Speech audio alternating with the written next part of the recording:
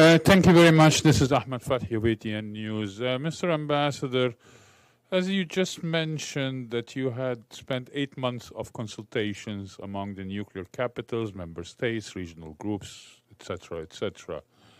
At any point, was it not raised that Iran's precarious position from the NPT will be an explosive matter? We have seen this morning the nomination and sort of majority, not acclamation, but majority of the member states were silent. There was not a formal voting except, of course, the positions which was strongly made by the United States, Australia, UK, and UAE.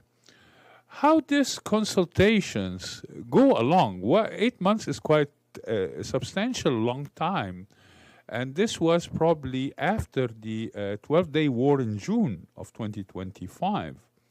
So at what stage you didn't realize that Iran is going to be an explosive issue? And who pushed for the nomination for Iran to assume a vice presidency of the NPT 11th Review Conference? Thank you. Well, thank you for that question. The nomination of Iran was by the non-aligned movement, and Iran was among the 12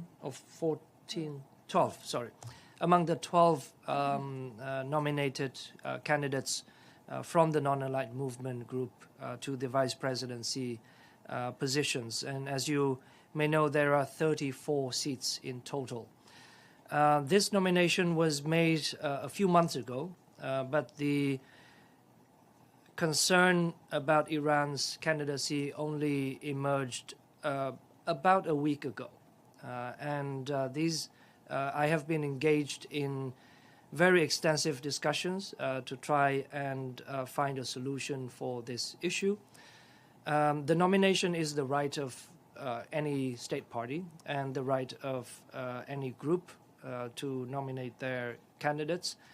Of course, there is also the right of states parties to call for a vote on the election. And according to the rules of procedure, Rule 31, a secret ballot should be held unless the conference decides otherwise, which means the conference can approve by acclamation.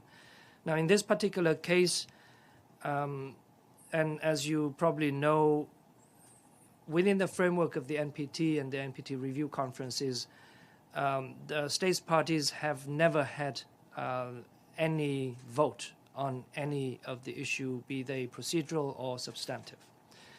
This is to preserve the consensus-based decision-making process of the NPT.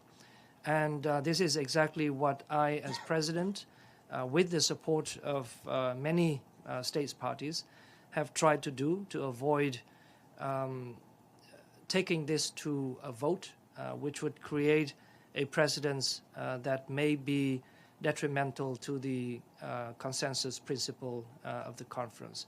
So what we have managed to do is to get the agreement of all states parties that instead of asking for a vote, they would instead disassociate themselves from the decision made at the conference. So again, this is an issue that only came up about a week ago. So it is not reflective of the consultations that I have had over the past 8 months.